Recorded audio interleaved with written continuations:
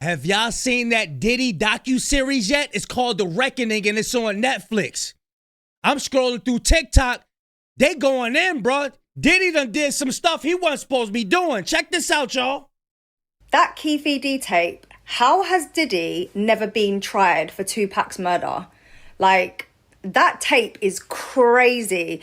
So I've just watched the first 2 episodes of this and I had to get on here because I could not believe what I was seeing. This documentary is literally like watching the most evil, manipulative, like, oh my gosh, just the most calculated narcissist being exposed in such a clear way. Like, everything he was doing was in plain sight. I'm sitting there and my blood is boiling. And let me not get started on the sacrifice, the 9 people who were killed when he over-promoted that gig at City College. And this was just before he blew up. And then it's like plain sight, the whole Biggie thing. You got people saying that he made Biggie pay for his own funeral. That he didn't even pay for the funeral. That's what I'm hearing. I ain't got Netflix, but I'm just going off of what I hear right now. We're supposed to go to Europe to do a tour. Next minute, he's holding a concert on enemy territory and he's coincidentally killed. And then this guy is elevated to the height of his career.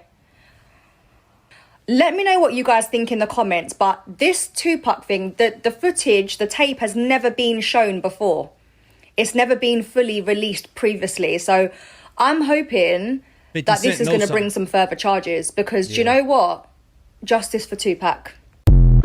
Ooh, Diddy about to be doing life after this 50 Cent documentary. 50 Cent did not play around. He shut shit down. It's already #1 on Netflix. Listen to this shit. All I'm saying is, at this point, I'd probably rather Satan be my enemy than Curtis Jackson. Diddy is looking horrible in this. First of all, it ain't just about the Cassie stuff. 50 Cent broke down the rooter to the tutor on Diddy about how he was a dweeb back in the day, and once he got money, he started trying to live a life that he wasn't about, putting his What that sound like? Who that sound like, y'all? hands on his mama. Lord, 50 even dropped letters from an old lawsuit, from a sexual lawsuit that parents had written to Mama Combs, a.k.a. the wig. And word on the street is Diddy is fuming about this one particular thing that 50 Cent did. What was that thing? He dropped plenty receipts connecting Diddy to the unaliving of Tupac Shakur. Oh. And I know we all heard everything that happened with the Tupac, but we didn't really hear it like this. See, Diddy was jealous of the love between Biggie and Pac amongst the women that loved Pac and all of that, and he wanted them out of here. And what happened was he sought protection from the Crips, and that's when it all went haywire. And next thing you know, Tupac in a car looking like this and then gone. Go watch this shit right now. 50 did his thing, and I like it. What if I told you? I dare used to hear that Pac was jealous. I mean, Diddy. I meant to say Puff. Puff was jealous of Pac. I did hear that part. 50 Cent's highly anticipated documentary about Sean Diddy Combs is officially here. And we hear from 2 jurors from the Diddy trial, some accusers who spoke out for the documentary, and 50 Cent got his hands on some footage that Diddy claims belongs to him. We have to find somebody that'll work with us that has dealt in the dirtiest of dirty business. We're losing. I reached out to Sean Combs' spokesperson, who tells me that the reason why that personal footage exists is because Sean Combs has been documenting his own life since he was 19 years old. They say that this footage was captured from a personal videographer hired by Sean Combs. If Sean Combs watches this, what do you think he's going to feel? Like, wow, this is amazing. I think he's going to say this is the best documentary I've seen in a long time. Because you'll see people saying that. I mean, he may feel a different way about pieces and bits of it, but he knows the truth. His lawyers even sent a cease and desist letter to Netflix, which I have obtained. I reached out to Netflix and they referred me to a statement from the documentary's director who says, quote, "It came to us, we obtained the footage legally and have the necessary rights." He told me he'd take me shopping. I looked at him like, What'd you just say? Let me move, man, before I do something. You're gonna make me mess up the wedding. Oh, that's a nice gesture. Let me get out of No, dude, take me. That's what a guy says to a girl. I asked 50 about that, and he said you did the same thing to him. You asked him to take him shopping. Yeah, I thought he needed some clothes. What? I'm a nice guy. Yo, why are you and 50? Hey, yo. He was testing 50 out to see if he was gonna go for it. Dang. Why y'all not? Hey, yo, I don't have no beef with I don't know why. With Fifth. He loves me. He loves me. Do y'all really can't have see a it? beef? I mean, y'all can't see it. No, we can't see it. Y'all can't see that he loves me. But see, you really, hold on, you really think that's hate? You and Puff haven't liked each other business-wise for a long time. Oh, that's why. It's only business. It was really, away from that, I explained why I didn't hang out with him, right? Because it's a little fluffy stuff going on. It's not your scene. It's not my style. Not your scene. They hug you from the front and the back at the same time. I got uncomfortable. Oh, you talking about Lil Baby? The way he was asking to try and get me to hang out with him was like, "Yo, I'll take you shopping." Like, and I'm like, "What you mean?"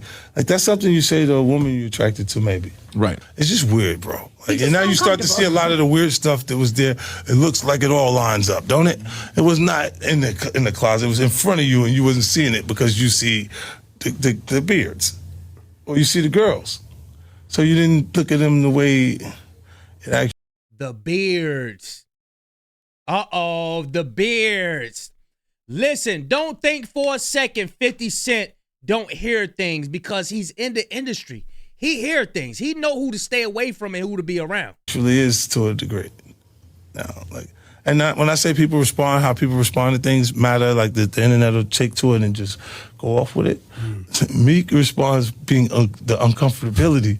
He goes, "Yo, nah, I spend $100,000 to find out why my name is in this like this," and it's in it only because he's uncomfortable.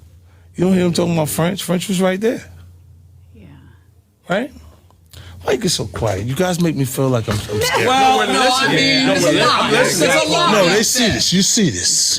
They see this. Nah, you see this. Hey, you see how people get quiet? Hey, look, they know something too. They want to act like that. Oh, we got nothing to do with that, Fifth. We could just. No, that ain't it. I had 3 takeaways that I got after watching the 50 Cent documentary about P. Diddy. One is, I did not believe that he got Biggie and Pac murked until I watched it. He did that. He definitely did that. Plus more. The second one is he needs to go to prison a little bit longer. And I feel like he did a lot more than what they're showing. And third, Diddy got vengeance on a lot of people, except 50 Cent. You tried that fun boy stuff on the wrong one, Diddy. Oh man, I like 50 Cent a lot more now. And if you have not read or listened to this audiobook, go do it now. So many gems. It's a lot of gems in 50 Cent audiobook.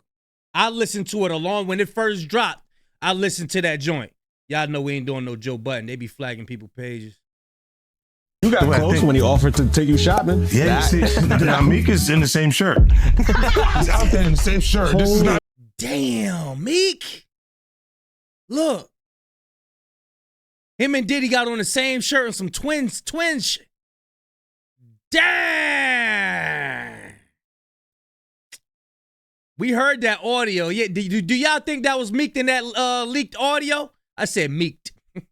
Do y'all think that was Meek Mill hollering in that leaked audio? Like, Puff, I can't repeat that. But do y'all think that was Meek? In the closet, he was like in the hallway.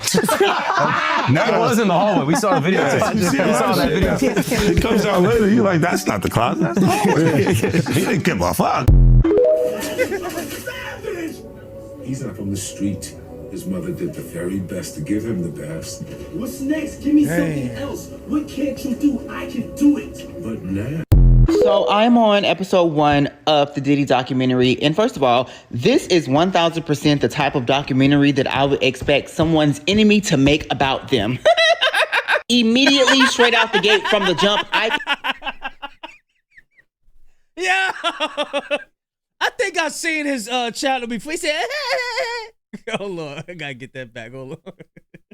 1 of the Diddy documentary. And first of all, this is 1000% the type of documentary that I would expect someone's enemy to make about them.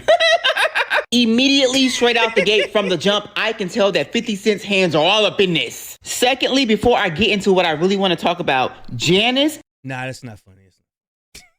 In every shade of blonde synthetic wig she owns needs to be in a cell next to that nigga.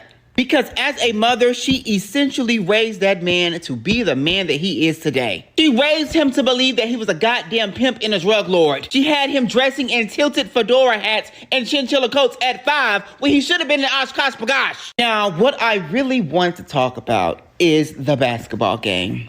First of all, this is 1000% my first time hearing about the tragedy that happened at that celebrity game or whatever he was hosting.